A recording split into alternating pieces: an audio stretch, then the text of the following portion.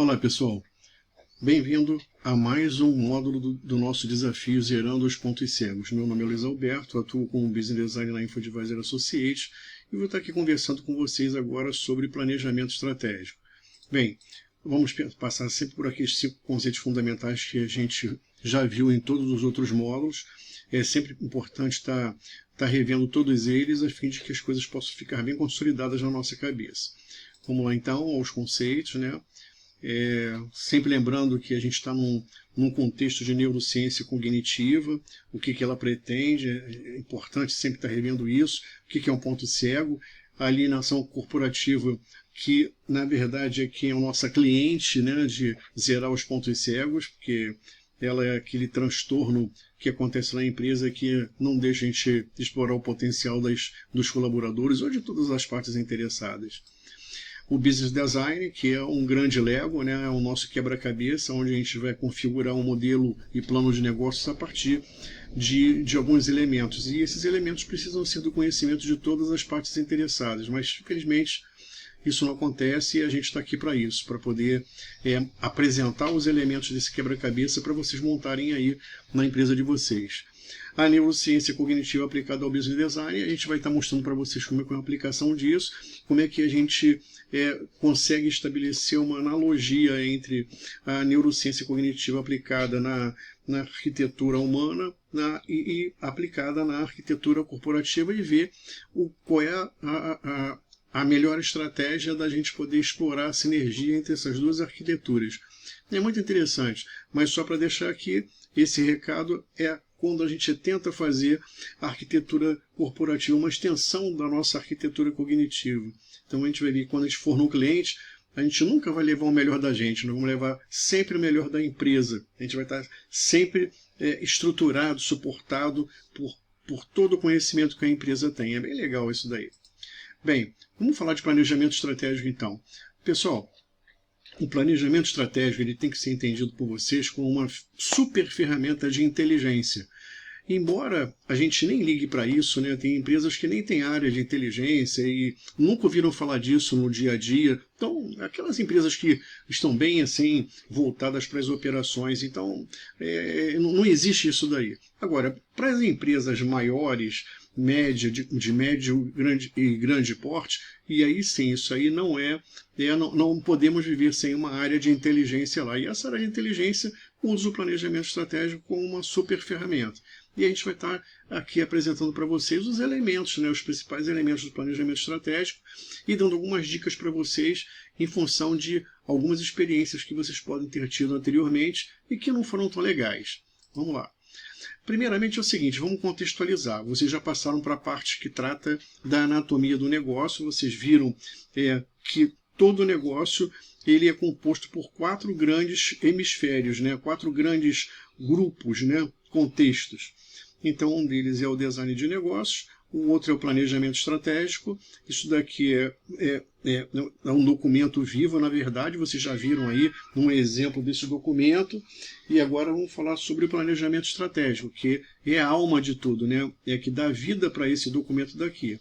Gestão do negócio, mais tarde a gente vai falar sobre isso, que são as tendências de desempenho, né? Que a gente precisa estar acompanhando, monitorando o negócio para ver como é que ele está se comportando. E sim, identificar, em função dos dados que a gente vai apurar aqui, identificar quais são os problemas e poder estabelecer planos de ação. Vamos lá ao planejamento estratégico, então. Bem, antes de ir para o planejamento estratégico, eu esqueci de deixar bem claro para vocês aqui qual é um problema grave que a gente tem, que é em relação à parte de operações. Por exemplo, a gente sabe que o design de negócios mais o planejamento estratégico, eles formam um grupo aqui de design, uma visão de design do negócio. E a parte de gestão do negócio e de diagnóstico organizacional corresponde à parte de operações.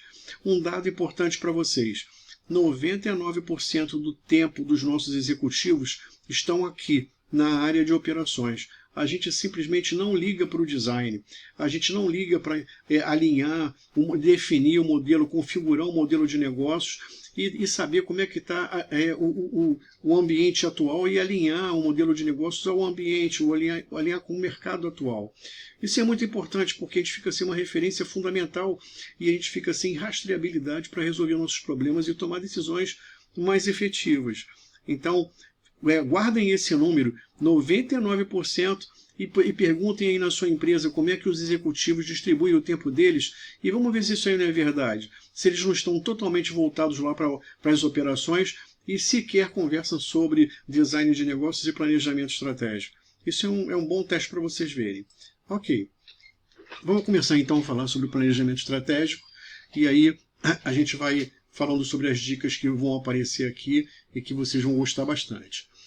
Bem, pessoal, começamos com aqueles fatores ambientais. Isso aqui, mais uma vez, ferramenta de inteligência. Existem várias ferramentas aqui que analisam os dados e fatos dos fatores ambientais. O que é isso? Lembra dos fatores políticos, sociais, econômicos, ecológicos, mercadológicos e por aí vai? Então, associado a esses fatores, vocês têm vários vetores de informação, vários indicadores que vocês precisam apurar. E vocês podem aqui associar dados e fatos a esses vetores de informação. É importante, deixa assim, fazendo uma analogia, é que fatores ambientais correspondem a um sistema sensorial da empresa. É aqui que a empresa está sentindo o mercado e com os sentidos que ela tem, né, com um sistema de sentidos que ela tem, e está pegando as informações e guardando as informações para a gente poder processar isso daí e saber o que está acontecendo, né? Traduzir isso aí em alguma coisa aproveitável para a tomada de decisão, mas a gente vai estar constantemente coletando aí dados e fatos dos nossos fatores ambientais. Ferramenta de inteligência, sistema sensorial da empresa, guardem isso. Ok. E agora vamos lá. Com esses dados e fatos aqui, pessoal, a gente vai começar a construir cenários. Tem vários tipos de cenários, com vários apelos, né? Cenário de abundância, cenário de escassez, cenário de violência, cenário... Enfim, vários tipos de cenários que a gente vai começar a construir com esses dados e fatos. E aí, agrupando, né, de acordo com o nosso interesse e de acordo com a intenção estratégica da empresa, ele vai montar esse cenário daí para que a gente possa analisar e ver o que significa aquele cenário e aí, sim, tomar algumas ações em função do que a gente perceber que existe ali naquele cenário. Repara que uma das coisas mais importantes em relação aos cenários é registrar as transformações organizacionais, que na verdade a gente está vivendo várias delas, né? Elas acontecem ao mesmo tempo, simultaneamente mesmo, que é transformação digital, transformação cognitiva, transformação de valor, transformação de blindagem, que é de privacidade e proteção de dados, e transformação de inovação, enfim, você tem várias transformações aí em que aqui a gente vai estar identificando os principais vetores de transformação e assim poder atuar com esses vetores no nosso modelo de negócio. Lembra que a gente falou que o modelo de negócios era um documento vivo, que a gente estava constantemente atualizando eles? Pois é, eles sofrem influência das tendências e os novos conceitos que a gente percebe aqui dos cenários e das transformações que a gente percebe também. Então, tudo isso aqui está influenciando o nosso modelo de negócio, tá promovendo revisões do nosso modelo de negócio para que a gente possa estar sempre ajustado ao que está acontecendo no mercado. Ok. Então nós vimos isso aqui já, né, o modelo de negócio e a personalização, né, o quanto é importante a gente fazer esse zoom aqui para que a gente sinta realmente o ponto onde aquela transformação está influenciando mais, para que a gente possa perceber o ponto onde a tendência ou novos conceitos estão influenciando mais, para a gente poder então rever aquele ponto dentro da nossa dinâmica de valor, né? E aí, sim, a gente vem aqui das atividades, vamos ver o que aconteceu com as atividades em função dessas transformações, vamos rever o nosso projeto de jornada de valor, se tem que mudar alguma coisa ou não, e vamos aqui identificar novas oportunidades de melhoria em função do que o cenário está informando, em função do que a transformação organizacional está informando. E aí sim a gente vai entrar aqui com a dinâmica de valor, que vocês já viram o que é isso daí, como é que ela funciona, e a gente está ali traduzindo essas oportunidades de melhoria, né, nos requisitos e na proposta de valor, que são aquele que é, na verdade, aquele conjunto de conveniências que podem ser produtos, serviços ou facilidades, e essa proposta de valor, na verdade, vai se transformar também, vai ser operacionalizada com os serviços, né? As conveniências vão ser operacionalizadas com os serviços internos, que o conjunto de serviços internos recebe o nome de cadeia de valor. Essas duas referências são super importantes e vocês vão saber por que aqui dentro do planejamento estratégico. E para fechar o ciclo da dinâmica de valor, a gente tem aqui as experiências, né? A colaboração da proposta de valor, que colabora com as conveniências, e a colaboração da cadeia de valor, que colabora com a operacionalização dessas conveniências através dos serviços internos. E a gente vai gerar aqui as experiências. É mais um ponto cego que vocês vão estar percebendo. Então tá. Então, uma vez isso aqui tudo definido, o papel da minha proposta na experiência, o papel da minha cadeia na experiência, aqui entender que a cadeia de valor é uma consequência da proposta, que ela vai produzir o que a proposta está oferecendo, a gente precisa entender agora o que é preciso em termos de qualificações para a gente poder atender isso daí, para a gente poder operar, né? São as nossas capacidades, as nossas competências e etc. É fundamental a gente entender isso daqui, e aí é que a gente define a arquitetura cognitiva da empresa. É aqui que a gente vai montar os cargos, vai montar um monte de... vai agrupar essas conveniências, né, essas qualificações, para a gente começar a montar então uma arquitetura cognitiva da empresa. Ok, uma vez visto isso, pessoal, a gente vem aqui para a nossa matriz de valor. Na nossa matriz de valor, já é o produto da nossa dinâmica de valor, a gente vai entregar isso aqui para análise de atratividade, que corresponde àquelas 5 forças do Porter, para ele ver aí qual é a influência do poder de barganha do cliente, poder de barganha do fornecedor, poder de barganha do complementador, da barreira de entrada, da barreira de saída, produtos substitutos, novos entrantes, enfim... Todas aquelas forças que o Porter identificou que podem prejudicar de alguma maneira a atratividade das minhas oportunidades de negócio. Repara o seguinte, eu nunca vou fazer uma análise de atratividade se eu não tiver aqui como entrada as minhas oportunidades de negócio. E vou trabalhar uma oportunidade de cada vez. O mal está, e muita gente erra nisso, em querer ou não utilizar a oportunidade de negócio, tentar fazer isso aí sem referência, ou então trazer todas as oportunidades ao mesmo tempo, que aí vai ficar um monte de conhecimento mascarado aqui, vocês não vão se entender. Trabalhem uma a uma nesse caminho que eu estou seguindo aqui com vocês. Ok, e aí eu vou ter meu mapa de atratividade. Depois, o nosso próximo passo em relação a esse mapa de atratividade é entregar ele para a nossa análise estratégica, o SWOT, lembra? Aquela qualificação lá, aquela comparação entre oportunidades e ameaças, forças e fraquezas. E vale o raciocínio que eu estou enfatizando aqui para análise de atratividade. O que é? Trabalhem uma oportunidade de negócio de cada vez. Então vai entrar uma oportunidade de negócio, aí eu vou ver as minhas oportunidades e ameaças em função da minha capacidade de atender. Então, repara aqui como é que é a importância da proposta de valor e da cadeia na análise de SWOT. Eu vou identificar uma oportunidade de negócio e vou classificar se ela é uma oportunidade ou uma ameaça em função da minha capacidade ou não de atendimento. Se eu tiver a capacidade de atender, é uma oportunidade. Se eu não tiver a capacidade de atender, é uma ameaça. E vou fazer a mesma coisa aqui com a cadeia de valor. Também vou perguntar, para uma determinada referência da proposta de valor, de uma conveniência, eu vou perguntar, eu sou capaz de produzir essa conveniência? Então é força. Não sou capaz de produzir essa conveniência? Então é fraqueza. E aí vou montando aqui a minha análise estratégica, sempre focando uma oportunidade de negócio de cada vez, uma conveniência de cada vez, para eu não me perder e as coisas aqui ficarem mascaradas de alguma maneira. Então, isso aí é uma referência super importante. Aí sim, eu vou montar minha análise estratégica. Pessoal, eu tenho visto coisas muito esquisitas aí na elaboração de análises estratégicas. Por exemplo, eles definem grupo e falam assim, esse grupo vai falar de forças e fraquezas, esse outro grupo vai falar de análise de oportunidades e ameaças. E depois, no final, tenta juntar as duas coisas. O pessoal não dá. Não vai juntar, não vai ter como juntar isso daí.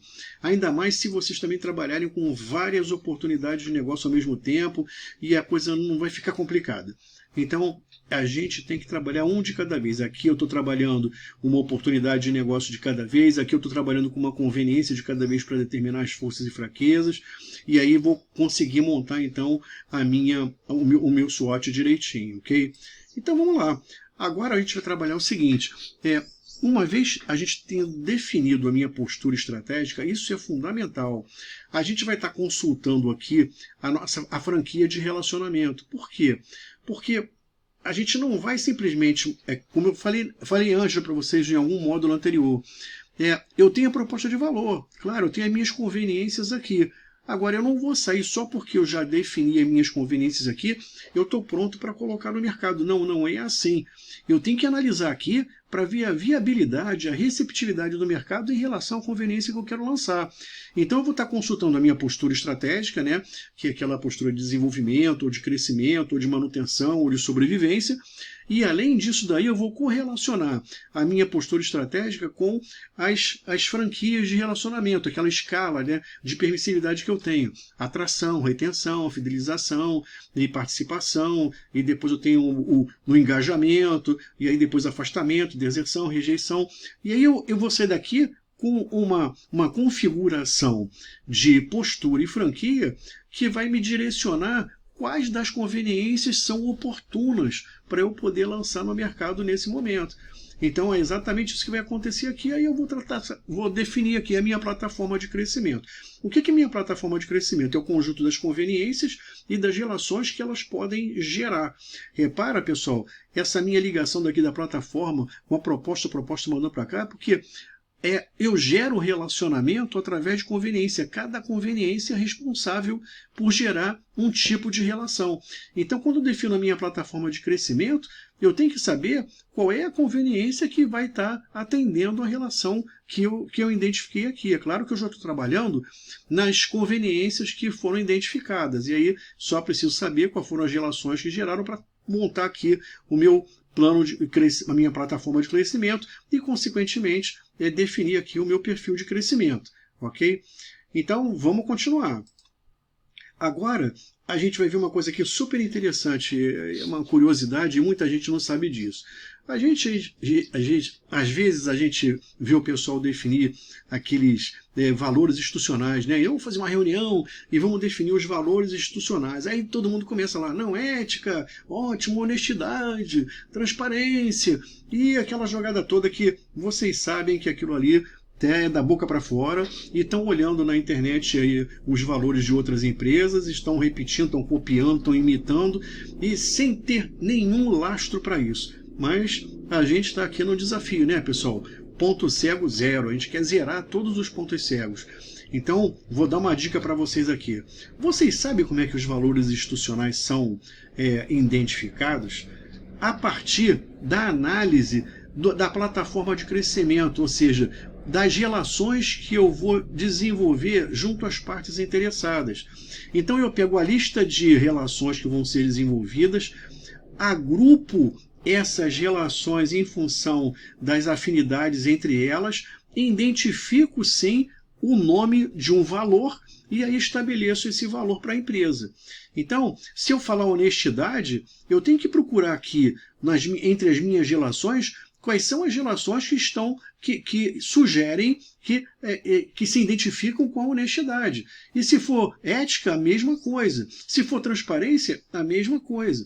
Então, repara, o valor institucional nasce da identificação, da análise de um grupo de relações que fazem parte aqui do meu perfil de crescimento. O valor institucional é definitivo, é para sempre? Não, ele muda. Isso aqui é um planejamento estratégico, pessoal. Isso aqui não é um projeto. Isso aqui é um processo. Então, toda vez que eu chegar aqui e mudar a minha proposta de valor, eu automaticamente estou mudando aqui a minha plataforma de crescimento, as relações que eu vou estar utilizando para crescer, e automaticamente vai mudar os meus valores institucionais também. Então, perceberam? Está tudo muito ligado. Agora, se tem conceitos aqui que vocês ainda não são do domínio de vocês, não tem importância. Até o final dessa jornada de zerar os pontos cegos, a gente vai conseguir resolver isso. Mas enquanto isso, vocês podem ir lá e estar acessando os nossos sites para poder descobrir grande parte desses conceitos que estão lá especificados. Vamos continuar então. E agora, pessoal, eu vou pegar o perfil de crescimento, já que eu tenho aqui, já eu sei quais são as relações que eu quero desenvolver, então vou começar a estabelecer as estratégias, vou tentar formular, desdobrar as estratégias, e monitoramento aqui é onde nasce aquele Balanced Scorecard, né, que transforma a estratégia em ação. E aqui eu vou estar pegando muitas referências. Primeiro, o seguinte, referências corporativas. Negócio, missão, visão, políticas, os valores que eu estou passando para cá. Então, pessoal, tem muita gente que acha que isso aí é balela, mas não é. Por exemplo, muitas empresas, antes mesmo de definir os procedimentos operacionais padrão, ou alguma coisa daí, estabelecer manuais para o pessoal poder seguir, etc., se elas não tiverem, os colaboradores vão olhar para cá e falar assim, ó, eu só vou atuar de acordo com a missão da minha empresa. Eu só vou atuar de acordo com o propósito da empresa. Eu só vou atuar de acordo com a política da minha empresa. Então isso aqui, pessoal, as referências corporativas são diretrizes de comportamento de todas as partes interessadas. Agora, quando eu tiver alguma outra documentação que faça valer tem um nível maior de obediência do que as próprias referências corporativas, tudo bem. Mas essas normas também vão ser definidas considerando as referências corporativas. Eu não posso ter nada que conflite essas referências. Então, isso aqui é uma base de referência, inclusive para tomada de decisão. E falando de tomada de decisão, pessoal, é o seguinte, quando a gente está falando aqui em estratégia, a gente está falando de escolha. E quando está falando de escolha, então, estamos falando de decisões e negociações, sim. Então, pessoal, decisões e negociações, na verdade, são as ações que pavimentam a trajetória da empresa, né? Elas vêm lá, desde quando foram criadas até agora, elas vieram, na verdade, pavimentadas por decisões e negociações que foram tomadas. Então, isso aqui é muito interessante. Então, isso aqui vai aparecer no BSC, embora na configuração do BSC sugerido lá pelo Kaplan, pelo Robert Kaplan, ela não aparece a decisão. E a gente resolveu incluir, porque não dá para sobreviver. Quando chega na elaboração do BSC, e vai definir o objetivo, fica todo mundo olhando para o teto para saber da onde que vão sair aqueles objetivos. E não é assim. Os objetivos, eles são gerados, né? Eles têm origem nas decisões e negociações. Eu tomei uma determinada decisão e aí sim eu vou gerar objetivos aqui em função dessa decisão que eu tomei. Então isso aqui é muito importante. Então você vê que na gestão das estratégias, na formulação, eu tenho que ter informação sobre minhas referências, sobre a plataforma de crescimento, meu perfil de crescimento, sobre decisões e negociações. E uma coisa que eu quero lembrar aqui, que ainda não conversei com vocês sobre isso, que são sobre os ambientes de gestão do modelo de negócio. A gente tem vários ambientes, ambiente de negócios, ambiente externo, ambiente interno, ambiente organizacional, ambiente operacional, ambiente de crescimento, ambiente de governança e ambiente de cognição. Todos esses ambientes vão orientar aqui a estrutura do meu BSC. E eu vou ter decisões, objetivos, né, todas as perspectivas desdobradas no nível de cada ambiente, que na verdade eles trabalham de uma maneira integrada com relações de causa e efeito muito fortes. Então isso aqui é bem interessante, mas a gente vai conversar sobre ambiente de gestão do negócio em outro módulo. E aí vocês vão entender direitinho. Por enquanto anotem isso aí como sendo o ponto cego de vocês. Ok? E aqui por último, pessoal, o que vai aparecer? A minha estrutura organizacional. Olha só o que aconteceu. A minha estrutura organizacional depende dos meus serviços internos, né, da cadeia de valor, que eu já conversei com vocês sobre aquela ideia do mercado interno, né, que as unidades organizacionais, na verdade, elas interagem entre si para produzir o produto final, o serviço final, a facilidade final. Então, elas conversam, então, ora umas são clientes, ora são fornecedoras, ora são prestadoras de serviço, e cada uma tem um orçamento, cada uma tem o seu modelo de negócios específico, e elas vão interagir entre elas e vão formar um mercado interno. Isso aí é uma outra coisa que as pessoas não se tocam. Existe um mercado interno lá, latente. Né? Eu estou vendendo, a minha unidade organizacional vende serviços, ela vende produtos, ela vende facilidades, e ela compra também, e ela presta esses serviços, esses produtos. É fundamental a gente entender isso, tomar consciência de que existe esse mercado interno lá na empresa. Isso aqui é muito importante. Eu estou mandando isso aqui para a minha estrutura, né, para ela definir lá já com as funções corporativas, aí, com as camadas da cadeia de valor e etc. Aí eu vou conseguir definir meus cargos. Né? Aqui são as qualificações. Né? Vou definir meus cargos com as qualificações, que eu vou agrupar aqui e daqui vão sair os cargos para a minha estrutura organizacional. Então, e as decisões e negócios também vão entrar aqui, né, os meus níveis hierárquicos, a autoridade e a autonomia que cada unidade organizacional vai ter. Então é fundamental. E isso daqui também entra na minha estratégia, porque a estrutura organizacional vai ser impactada e a mesma coisa, a minha estratégia também vai ser impactada pela estrutura organizacional que eu estou conduzindo, que eu estou definindo, configurando. E outra relação dela aqui, olha só que interessante, é em relação com a plataforma de crescimento. Eu não posso entrar numa plataforma de crescimento e bolar uma estratégia se eu não tiver uma estrutura organizacional que vai comportar isso daí. Porque essa plataforma de crescimento pode demandar várias qualificações que eu não tenho aqui na minha estrutura organizacional e que tenho que correr atrás. E aí definir aqui uma estratégia para isso, uma ação para isso, para eu poder então chegar onde eu quero. Então, repara como é que é muito importante todo esse relacionamento aqui. A estrutura organizacional é um dos elementos mais importantes na configuração do planejamento estratégico. Ok, e daqui vão sair aqui meus mapas de estratégias, de objetivos estratégicos, e aí eu consigo fazer com que toda a empresa trabalhe de uma maneira integrada, né? Integrando todas as governanças que eu tenho aqui, eu tenho que trabalhar de uma maneira bastante alinhada, porque senão vira uma bagunça. Eu tenho que ter algum documento aqui que eu possa acompanhar tudo o que está acontecendo, no nível de cada estratégia. E depois, mais tarde, quando eu falar de ambiente interno, eu vou falar com vocês sobre isso. Como é que a gente monitora e acompanha as nossas estratégias, que vai ser bem aqui no mercado interno quando eu conversei com vocês. E aí começo a gerar novamente, e isso aqui é um contínuo, né, pessoal?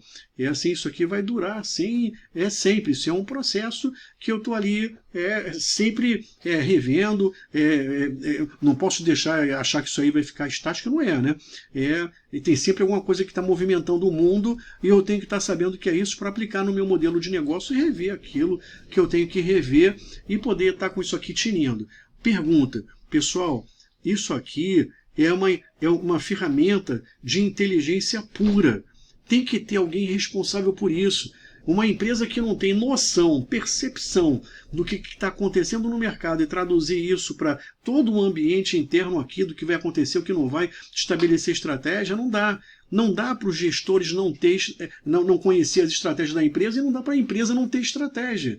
Isso aí não existe. Eu tenho que ter um planejamento estratégico. Claro que tem muita gente magoada, muita gente machucada pelas experiências de planejamento estratégico que tiveram anteriormente. Eu sei, eu já vi isso aí. Tem empresa que já pagou mais de 1 milhão para pegar esse processo no final e jogar fora, que não valeu de nada, cheio de conceito errado, cheio de sugestões erradas, enfim. Infelizmente a coisa acontece dessa maneira. Mas aqui não é, acreditem. Vamos ver se isso aqui faz sentido, pesquisem, por favor, converse com seus pares, e aí vamos ver se isso aqui não é uma coisa bastante interessante para vocês aplicarem na empresa de vocês e aí acrescentar aí a arquitetura cognitiva de vocês com uma vantagem competitiva, porque um cara que saca bem de planejamento estratégico, ele sai da média. A média não conhece planejamento estratégico, mas se você se especializar nisso daqui, você sai da média. Você já vai ser chamado pela diretoria para ajudar eles a formatar isso daí, a de repente até criar uma área de inteligência para a empresa que não dá para abrir mão. Vocês vão perceber isso quando a gente conversar sobre privacidade e segurança da informação. Vocês vão ver que ali é inteligência pura o tempo todo. Eu tenho que ter uma área de inteligência. Se eu não tiver, a coisa fica complicada. Agora, quem não puder ter, pessoal, vai ser um diretor que vai ficar responsável por isso, o próprio dono vai ficar responsável por isso, mas alguém tem que ficar responsável por isso e alguém tem que fazer o planejamento estratégico. Ok? É isso aí, pessoal. Então, mais uma vez, não deixe de acessar lá os nossos sites. Procurem ver lá no rodapé. Clique nas logos que vocês vão ser levados para outros sites. Todos os sites contêm bastante conceito, são bastante didáticos, vão tirar muita dúvida de vocês e tem muitos exemplos de que eu ainda não falei, mas se vocês quiserem se adiantar, por favor, façam isso. Acessem os nossos sites. Então, ok, pessoal, obrigado e até a próxima publicação aí do nosso desafio de Zerando os Pontos Cegos. Até logo.